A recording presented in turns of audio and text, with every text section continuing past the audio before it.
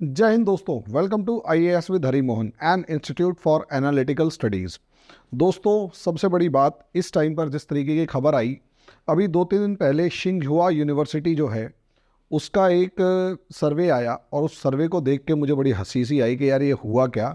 लेकिन उसके बाद जब शांति से बैठकर देखा तो पता लगा भाई ये जो इनकी सर्वे है, असल में इस सर्वे के अंदर जिस तरीके से बयां मतलब सिस्टम रखा गया, और ये पता लगा कि 2020 में 26.4% लोग ऐसे थे जो भारत को अपने लिए फेवरेबल मानते थे। अब वो संख्या घटकर 1/3 से भी कम रह गई है, यानी 8% रह गई है। अब ऐसी सिचुएशन में यहाँ पर मुझे लगा, और सारे मैंने 1-2 वीडियोस भी देखे जो भी बनाते हैं, या फिर मैंने कंटेंट पढ़ा, आर्टिकल्स पढ़े, तो पता लगा कि असल में यहाँ पर हम समझ ही नहीं पा रहे कि यार खेल क्या है।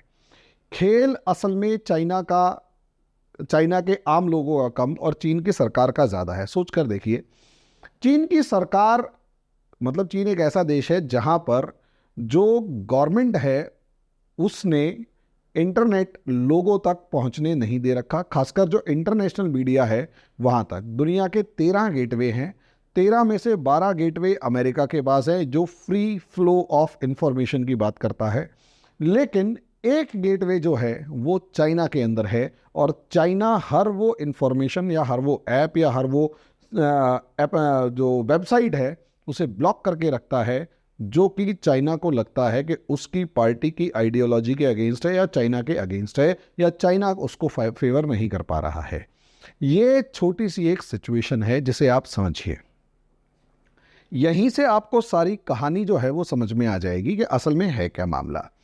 कि चाइना की गवर्नमेंट का ओपिनियन, लोगों का ओपिनियन चेंज होने का मतलब ये है कि चाइना की गवर्नमेंट का ओपिनियन चेंज हो गया है टुवर्ड्स इंडिया। पहले जो 26.4% लोग ये मानते थे कि इंडिया एक फेवरेबल कंट्री है, और ज़्यादातर लोग ये मानते थे कि इंडिया कोई बड़ी थ्रेट नहीं है और जापान और अमेरिका जो हैं वो बड़ी थ्रेट हैं। इसका सीधा मतलब था कि चाइना की जो गवर्नमेंट है वो अपने लोगों को जो न्यूज़ फीड कर रही है उसमें ये बता नहीं रही कि चाइना का एक बड़ा देश, बड़ा दुश्मन इंडिया है। और वो इसलिए नहीं बता रही क्योंकि उसे ऐसा लगता है कि इंडिया उसका कमज़ोर पड़ोसी है और कंज्यूमर ऑफ गुड्स है। तो ऑब्वियस सी बात है, कंज्यूमर है तो कंज्यूमर तो ठीक है, लेकिन थ्रेट नहीं है। यही कारण था कि लोग भी वही तोते की तरह वही बोल रहे थे जो सरकार बोल रही थी।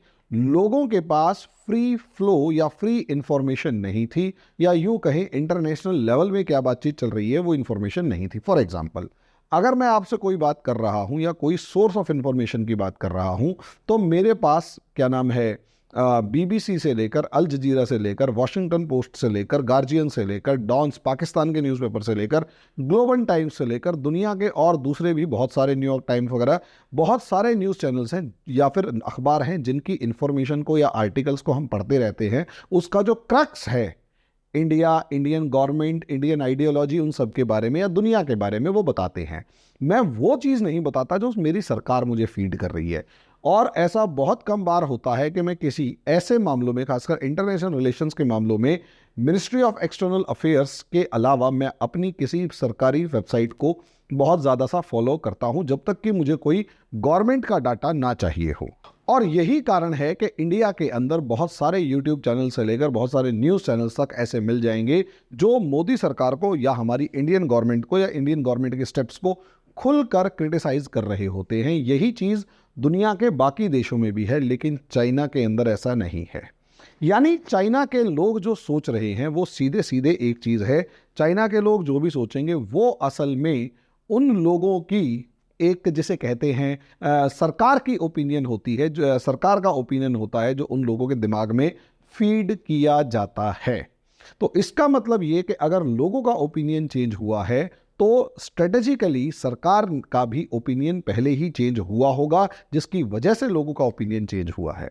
अब इसका नेक्स्ट लेवल ये है कि अब सवाल उठता है कि ऐसा क्या हुआ कि कुछ महज 2-3 साल के अंदर, 2020 से लेकर 2023 के बीच में ऐसा क्या हुआ, जस्ट 3 साल में, कि इंडिया को फ्रेंड या कम से कम एनिमी ना समझने वाले लोगों की जो संख्या है उसमें इतनी ज़्यादा गिरावट आई और इंडिया जो है वो अमेरिका, चाइना और साउथ कोरिया से तो आगे निकल गया और इंडिया और अमेरिका और जापान के लाइन में जाकर खड़ा हो गया।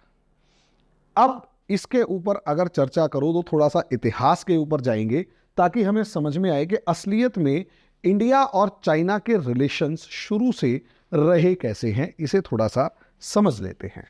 दोस्तों, असल में अगर आप देखें इंडिया चाइना के रिलेशंस तो 1949 में जब कम्युनिस्ट पार्टी की गवर्नमेंट इंडिया में आई तो चाइना में आई, तो वहां से लेकर अगर इन सारे फेजेस को देखेंगे तो हम मोटे मोटे तौर पर 4 फेजेस देखते हैं जहां इंडिया और चाइना के रिलेशंस के अंदर बड़ा बदलाव आया। 1949 से 1957 फर्स्ट फेज, 1957 से लेकर 1978 तक जो है वो सेकंड फेज, और 1978 से लेकर और 2020 तक हम ये मानते हैं 15 जून 2020 तक थर्ड फेज, और 20 से लेकर टिल नाउ अब तक का एक नेक्स्ट फेज स्टार्ट हो चुका है। फर्स्ट फेज अगर आप देखेंगे तो भारत की सरकार ने बहुत खुले दिल से, नेहरू गवर्नमेंट ने इस फर्स्ट फेज में बहुत खुले दिल से सरकार यानी कम्युनिस्ट गवर्नमेंट का समर्थन किया और इसीलिए इस फेज को honeymoon period of Indo China relations या साइनो इंडिया रिलेशंस कहा जाता है। अब हनीमून का मतलब ये नहीं कि लड़का और लड़की ही घूमने गए हैं।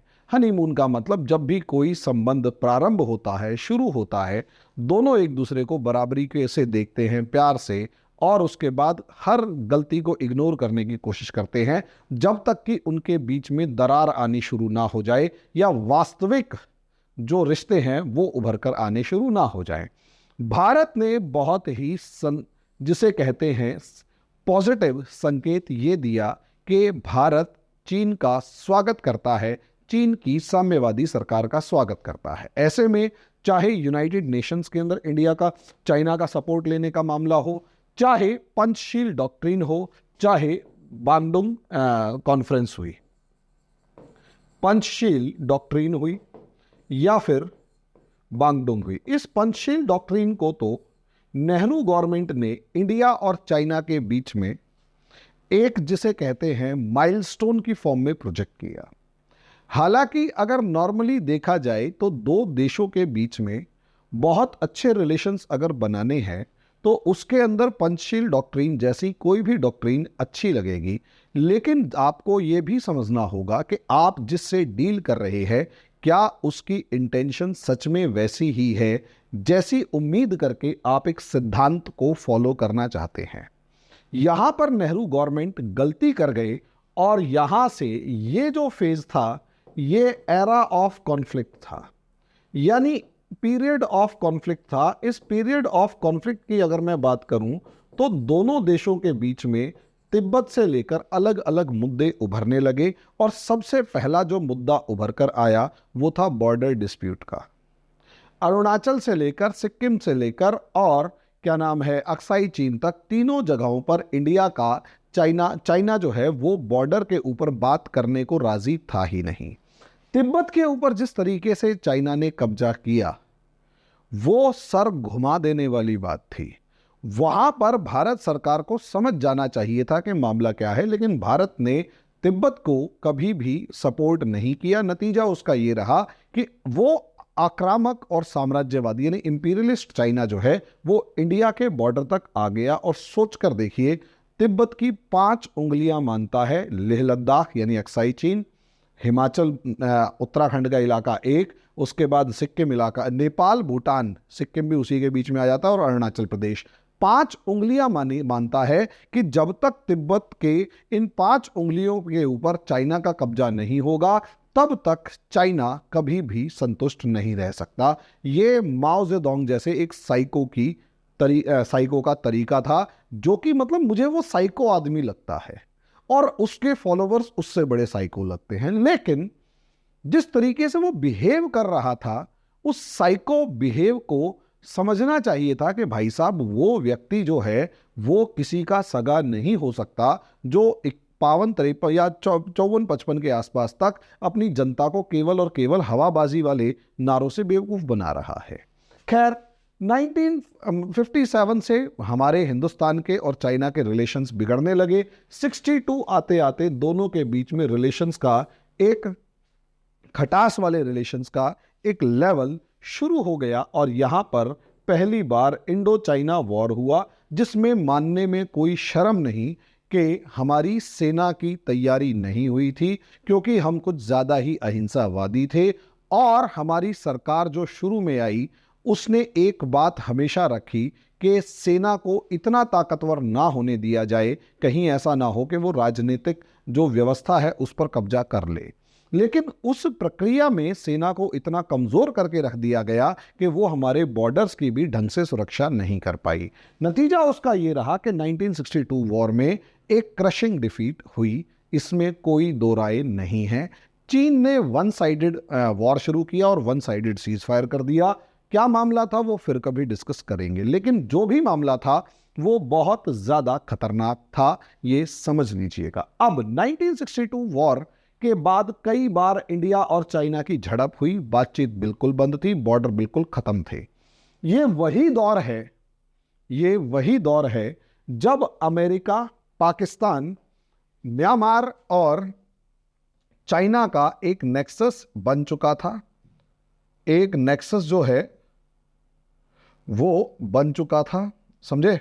और उस नेक्सस को अगर आप देखेंगे तो यहां डियो गॉर्शिको के अंदर अमेरिका खड़ा हुआ था, यहां पर पाकिस्तान खड़ा हुआ था, इधर जो है चाइना खड़ा हुआ है और चाइना का ही पिट्ठू या यूं कहें पिछलग्गू एक सरकार यहां पर बन चुकी है। यानी एक लंबे टाइम तक इंडिया को चारों तरफ से अमेरिका ने घेर रखा था, क्योंकि इंडिया की सरकार जो थी वो कहीं ना कहीं पहले शक था कि यूएसएसआर के करीब है, बाद में इंडिया को मजबूरी में यूएसएसआर के पास जाना पड़ा, तो बिल्कुल ही ये लामबंदी जो है वो और ज़्यादा स्ट्रांग होती हुई नजर आई। अब यहां तक जो फेज था वो तो चलो हमने मान लिया। उसके बाद 1978 में रेजीम चेंज होता है, माओ जेडोंग मर जाता है, कहीं ना कहीं चाइना में डेंग जाओपिंग की एक सरकार आती है, का एक लीडरशिप आती है। और ये जो डेंग जाओपिंग जो था, इसकी खास बात ये थी कि भाई ये किसी भी तरीके से, इसका एक सबसे मेन पॉइंट था, ये इकोनॉमिक डेवलपमेंट का फादर है। चाइनीज इकोनॉमिक डेवलपमेंट का जो जनक है वो डेंग जाओपिंग है। शायद मेरा ऐसा मानना है कि 76 में माओ जेडोंग की डेथ के बाद डेंग जाओपिंग ने एक पूरा लंबा चौड़ा खाका तैयार कर लिया था कि चाइना की डेवलपमेंट इस तरीके से की जाएगी। जब चाइना की डेवलपमेंट की जाएगी इस तरीके से, तो डेंग जाओपिंग ने उस मामले में सबसे पहले, पॉसिबली मेरा ऐसा मानना है कि सबसे पहले ये स्ट्रेटेजी बनाई कि अपने जो पड़ोसी हैं उनके साथ कम से कम शांति का ढोंग करो, ताकि लंबे समय, मतलब एक समय के बाद जब हम पैसे वाले हो जाएं, ताकतवर हो जाएं, हम इकोनॉमिक सुपर पावर हो जाएं, तब इनसे बदला ले लेंगे, टेंशन नहीं है। यही इस डेंग जाओपिंग के इस इकोनॉमिक ग्रोथ के प्रोजेक्ट के चलते इंडिया जैसे देश के साथ शांति स्थापित करना जरूरी था। और यही कारण है कि चाइना ने इस दौरान लगभग अपने सारे पड़ोसियों के साथ शांति बनाए रखी, किसी के साथ कोई लड़ाई नहीं करी, और पूरे का पूरा फोकस जो है वो केवल और केवल अपनी ग्रोथ के ऊपर किया। अब हुआ ये कि जब ये ग्रोथ अपने पीक पर थी, यानी 1990 के आसपास तक जब ये ग्रोथ अपने पीक पर थी, तो इस दौरान हमारी इंदिरा गांधी की सरकार जा चुकी थी।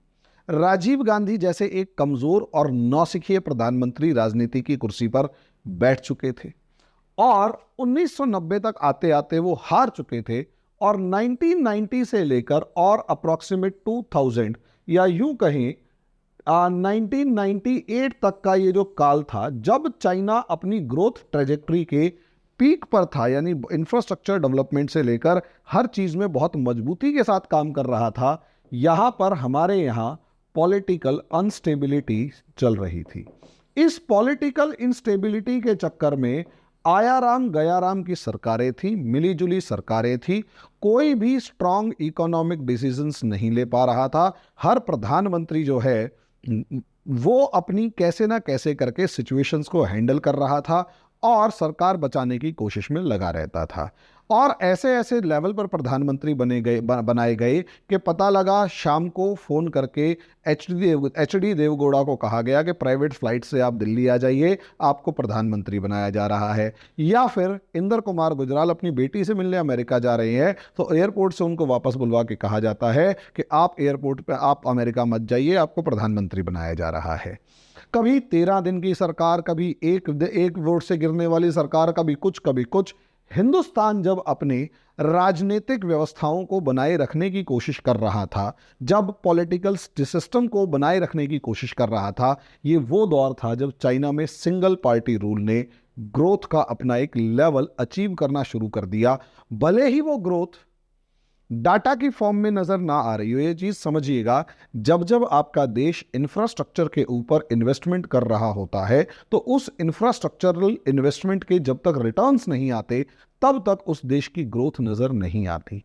अभी भी अगर आप देखेंगे तो बहुत सारे इकोनॉमिस्टों से आप बात करेंगे या एक बहुत शांत लेवल पे अगर किसी से बात करेंगे, टीवी डिबेट में नहीं, तो पता लगेगा, वो बताएगा कि इकोनॉमिक ग्रोथ या हम जिसे जीडीपी ग्रोथ रेट वगैरह कहते हैं, उस ग्रोथ रेट में हमें कभी भी सड़कों, पुल, रेलवे, इन सब चीज़ों के ऊपर या इंफ्रास्ट्रक्चर पे लगने वाले, इंफ्रास्ट्रक्चर डेवलपमेंट पे लगने वाले पैसे, क्योंकि उसके रिटर्न्स नहीं आ रहे ना, उसमें तो सिर्फ खर्चा हो रहा है, रिटर्न्स नहीं आ रहे, तो उस रिटर्न्स को नहीं कैलकुलेट कर पाते, तो वो असलियत में बनने वाला जो इंफ्रास्ट्रक्चर है वो कभी जीडीपी की ग्रोथ रेट में दिखाई ही नहीं देता। ये बिल्कुल ऐसा ही है जैसे आप अपना मकान बना रहे हैं या अपनी दुकान बना रहे हैं। जब तक आप अपनी दुकान या अपना शोरूम बना रहे हैं तब तक उसमें केवल और केवल पैसा लग रहा है, आपका बजट आपके घर के हिसाब से घाटे में जाता हुआ नजर आ रहा है। लेकिन वो दुकान जिस दिन तक चालू नहीं होगी तब तक वो पैसा आपको सिर्फ खर्चे के रूप में दिखाई देगा। हाँ, जब वो खर्चा लग जाएगा,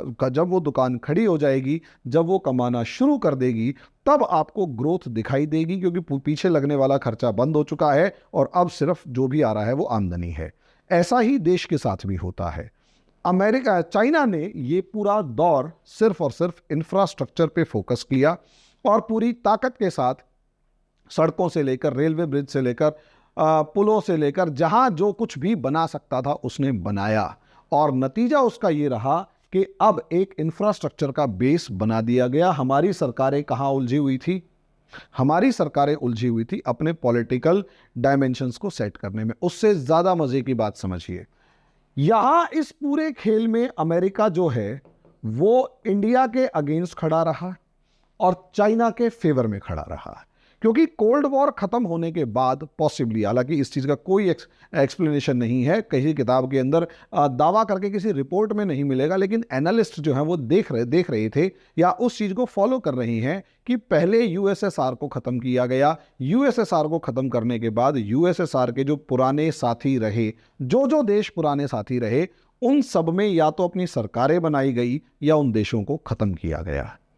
इंडिया उसी लेवल पर था कि जहां इंडिया के अंदर उन देशों में, मतलब इंडिया यूएसएसआर का पुराना साथी था, तो या तो यहां पर इंडिया जैसी सरकार आई जो कि नहीं आ पा रही थी, तो अमेरिका ने कोशिश करके अब यहां इंडिया की जो ग्रोथ रेट थी उसे कम करने की कोशिश करी और चाइना के अंदर तो अंधा इन्वेस्टमेंट शुरू कर दिया। बिल क्लिंटन के टाइम पर चाइना को जो सपोर्ट मिलना शुरू हुआ, खुलकर इन्वेस्टमेंट होना शुरू हुआ, वो ऐसा प्लस पॉइंट इंडिया में कभी किसी को नहीं मिला।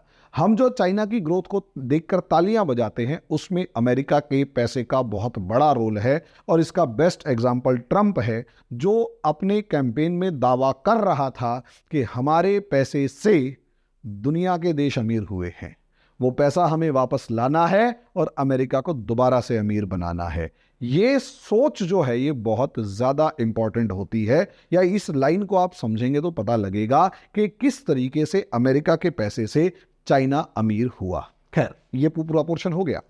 1998 के बाद भी 2014 तक इंडिया में मिली जुली सरकारें थी और 2004 से लेकर 2014 तक की अगर हम बात करते हैं, 2004 से 2014 तक की अगर हम बात करते हैं, तो 4 से 14 के बीच में हमें एक चीज समझ में आएगी। 4 से 14 के बीच में एक चीज समझ में आएगी कि मिलीजुली सरकारों के अंदर भले ही कांग्रेस की सरकार थी, लेकिन कांग्रेस की सरकार के ऊपर जो कम्युनिस्ट पार्टियों का दबदबा था वो एक अलग ही लेवल का था।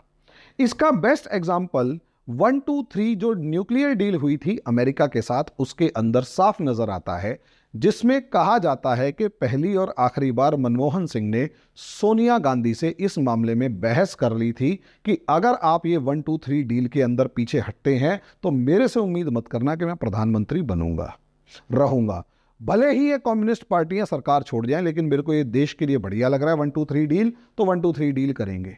और कम्युनिस्टों की एक आदत रही है कि कम्युनिस्ट हमेशा से अपने आप को कम और अपना माई बाप चाइना को ज्यादा मानते हैं। जैसे भारत में बैठे कुछ लोग पाकिस्तान को अपना बाप मानते हैं, वैसे ही कुछ आइडियोलॉजिकल फादर अपना आइडियोलॉजिकल फादर चाइना को भी मानते हैं। यानी वो विदेशी बाप के अंदर भरोसा ज्यादा करते हैं, हिंदुस्तान की खा के हिंदुस्तान की ही ऐसी करते हैं। और कम्युनिस्ट रूल वाले कम्युनिस्ट जो जितने भी लोग हैं वो सारे वही हैं। ये कम्युनिस्ट पार्टी ऑफ इंडिया है, यानी एक वैश्विक लेवल की कम्युनिस्ट पार्टी इंडिया, उसका एक हिस्सा इंडिया में है।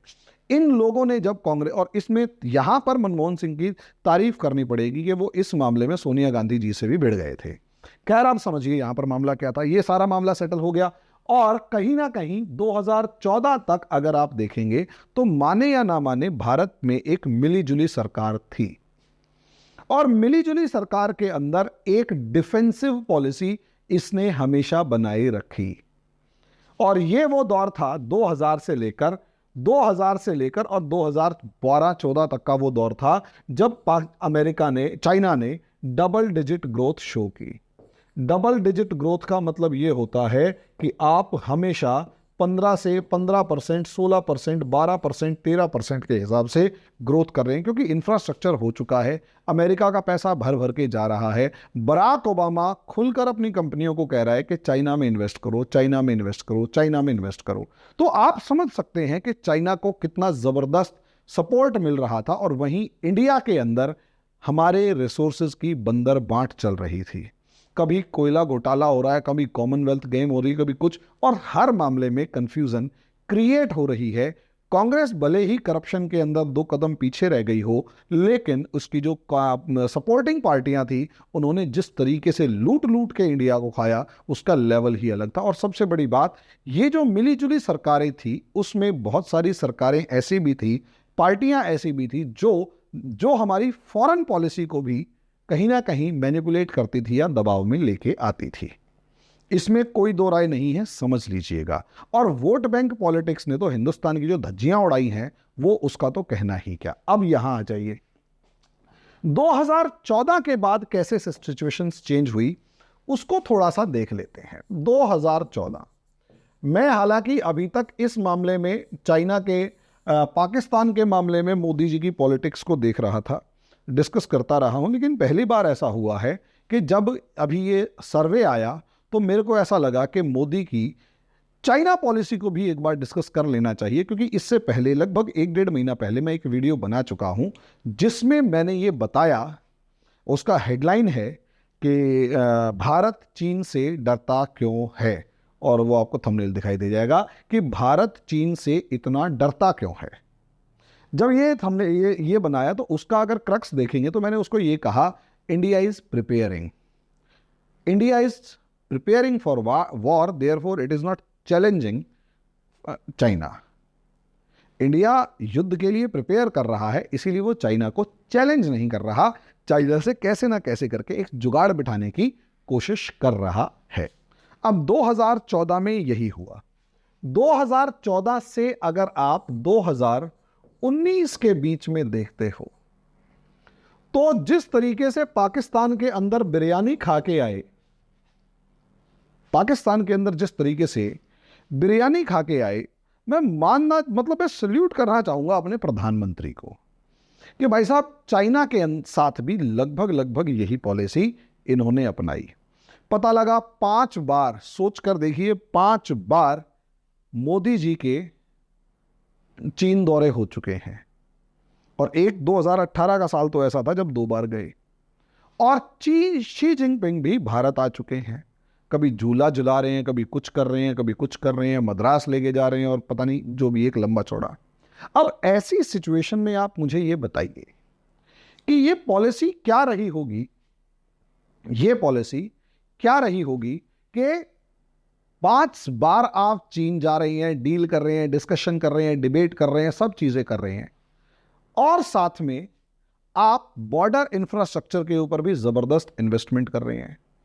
आप ट्रेड बढ़ाने के साथ साथ अपने वहां पर रेडार सिस्टम भी लगा रहे हैं, चौकियां भी बढ़ा रहे हैं, और जहां बॉर्डर की लास्ट चौकी तक चाइना की पहुंच है, उस चौकी तक अब आप अपनी सड़क लेके जाने की कोशिश कर रहे हैं। इसीलिए मैंने कहा कि पहली पोस्चरिंग क्या थी? पहली पोस्चरिंग एज अ फ्रेंड थी, एज अ डील करने वाले की थी, जिसमें आप इंफ्रास्ट्रक्चर डेवलपमेंट भी कर रहे हो, लेकिन उनसे प्यार से बात भी कर रहे हो कि टाइका भाई साहब, हम आपसे नाराज नहीं हैं, लड़ेंगे नहीं, लेकिन अपनी सड़क तो बना ही सकते हैं। और इस दौरान ऐसा नहीं है कि इंडिया चाइना का कॉन्फ्लिक्ट नहीं हुआ। दमचौक कॉन्फ्लिक्ट, जिसमें हमारे यहाँ वाले हमारी जो सेना है वो जो एक नहर बना रही थी, चीन आके बीच में मतलब उंगली कर गया। ऐसे में दमचौक अगर आप देखें तो उसके ऊपर मैं थोड़ा सा आता हूं। यानी चाइना से दौलत क्या नाम है, दमचौक वाले मामले में अगर आप देखेंगे तो चाइना से डील किया गया डिप्लोमेटिकली।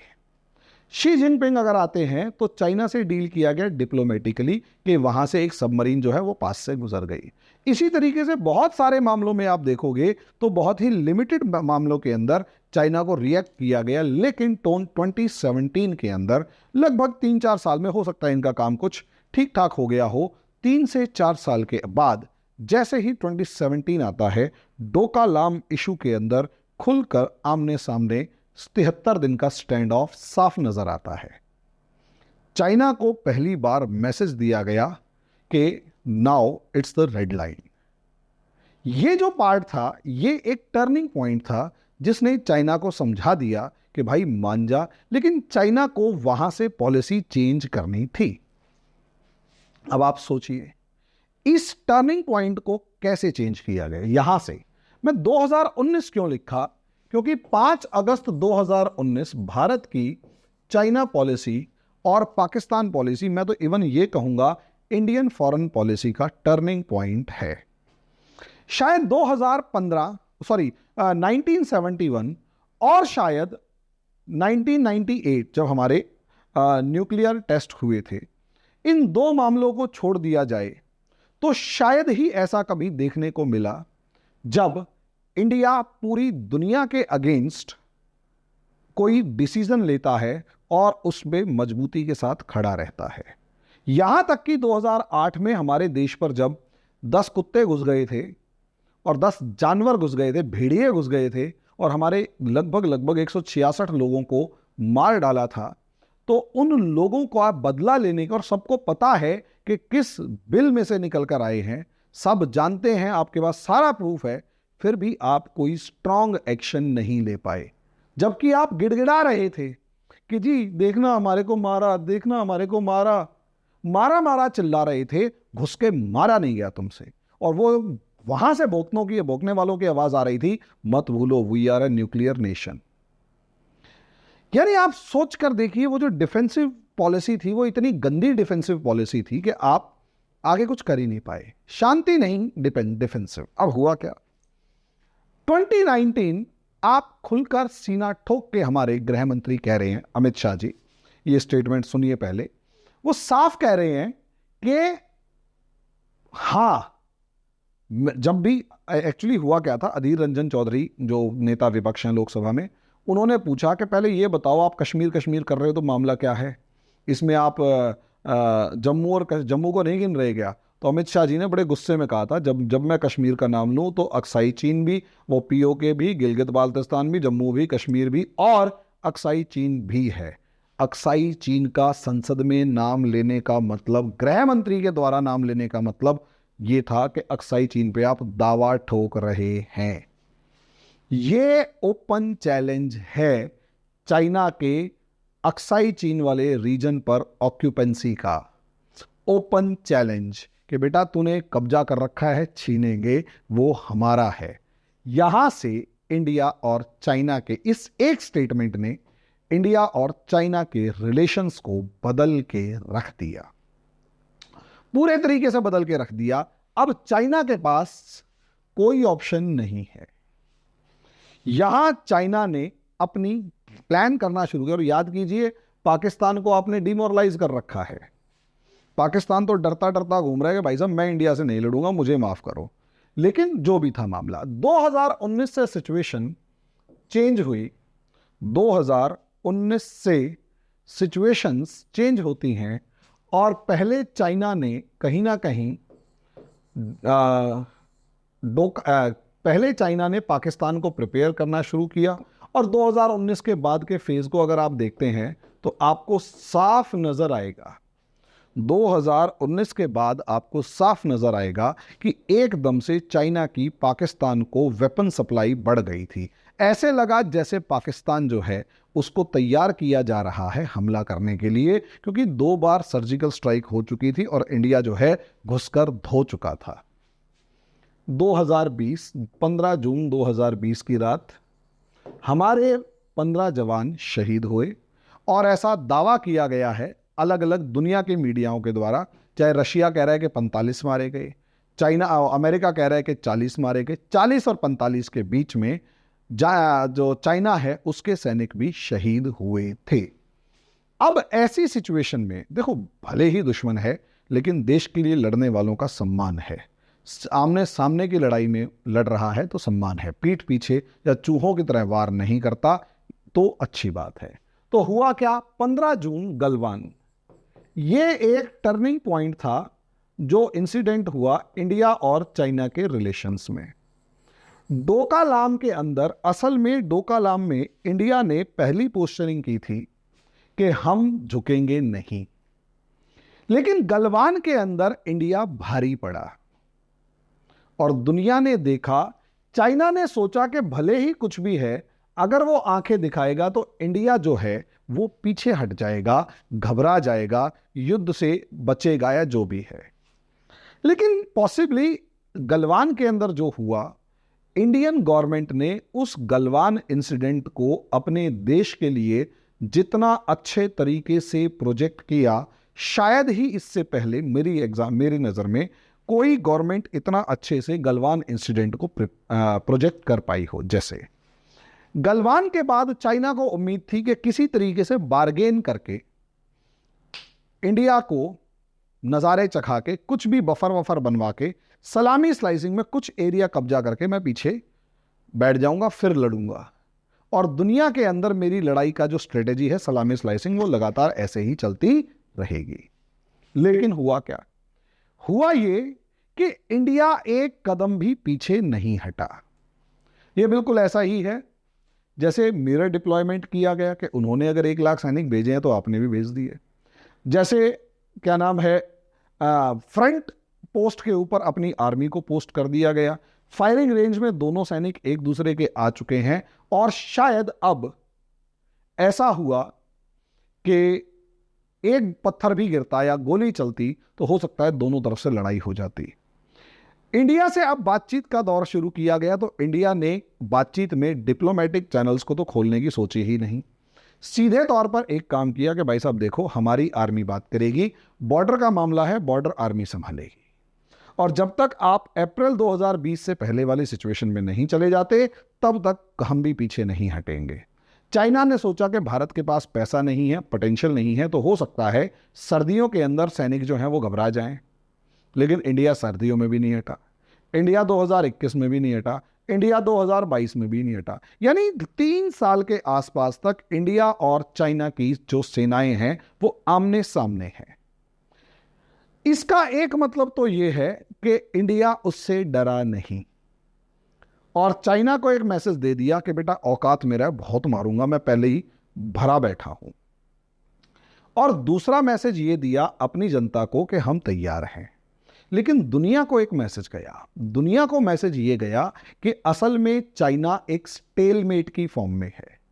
चाइना अपने पड़ोसियों को जितनी बुरी तरीके से डराता है, जैसे कभी पता लगे 200 चाइना के जो शिप्स हैं, जो नेवल पायरेट्स हैं, नेवल मिलिटेंट्स हैं, यानी चाइना की वो क्या कहते हैं उसको, मछली पकड़ने वाली जो बोट्स हैं, पता लगा 200 से लेकर 300 बोट्स फिलीपींस को दबाव डाल रही हैं।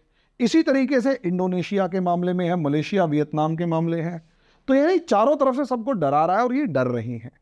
पता लगा ताइवान की एयर स्पेस को ब्रेक करके जो फाइटर जेट्स हैं वो घूम रहे हैं। पता लगा जापान के ऊपर से मिसाइल जा रही है। शॉर्ट में कहने का मतलब है ये सारे पंगे अपने पड़ोसियों से लिए जा रहे हैं।